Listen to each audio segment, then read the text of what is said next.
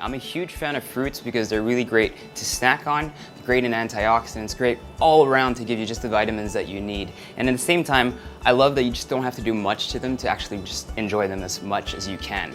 Growing up abroad, we always had some plums, some nectarines, some peaches, things like that that were all absolutely fantastic. And sadly, sometimes in the Philippines, you can't really find these things. So great thing to know that currently in season, we have some Australian plums. So right now, today we're working with some purple plums and some yellow plums, also known as Angelinos, and some October Suns. So our plums are all cut up. Now what I want to do is just really kind of caramelize them, bring out their sugars, and at the same time make them slightly more soft. So what I want to do here is use a little bit of butter, cook that down really slowly. And then to that, we're going to add in our October Suns and our Angelino plums. So we just want to chop those up kind of really simply.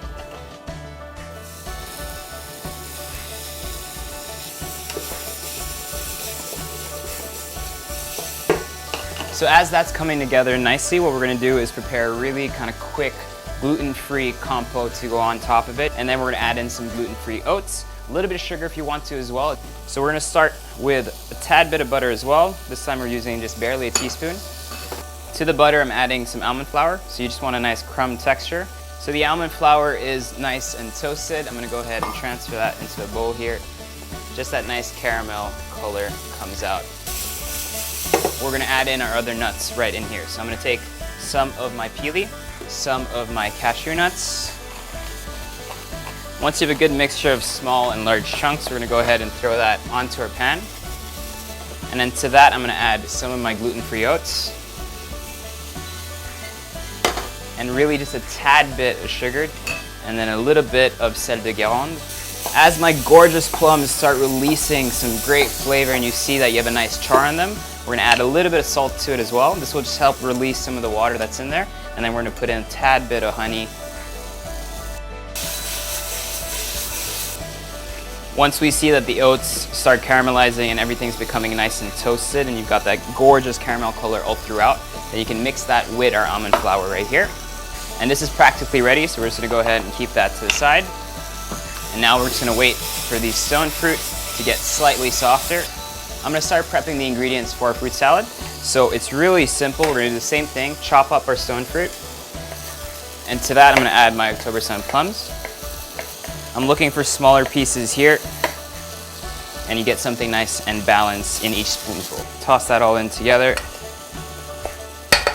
And my hot plums are also ready. So all we need to do here is just finish it off again with a tad bit of butter. So this is ready to go and it looks so delicious. So all our elements are pretty much ready. Take some of my Greek yogurt, a tad bit of salt, and then a tad bit of brown sugar. You won't expect this to get fluffy like cream or anything. We just want it to get nice and smooth and consistent. So I'm gonna go ahead and grab some of that and toss it in with my fresh fruit here. So this is ready to go.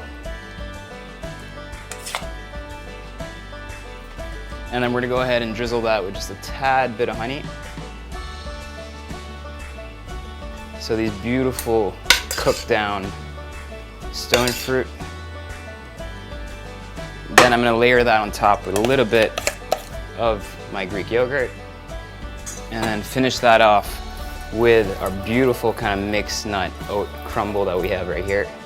So these are my 3 favorite ways of using Australian plums. So I've got this really kind of straightforward, healthy fruit salad going. Then we've got these deconstructed, gorgeous, look at that, that's absolutely gorgeous, kind of cooked down plums with some Greek yogurt and just a nice gluten-free oat crumble right on top. And the last one is obviously eat it fresh. Our friends down under called this the Dribblicious.